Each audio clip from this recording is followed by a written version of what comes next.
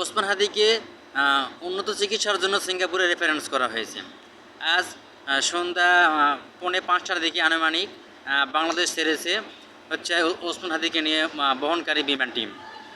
আসলে তার সাথে গিয়েছে তার বড় ভাই।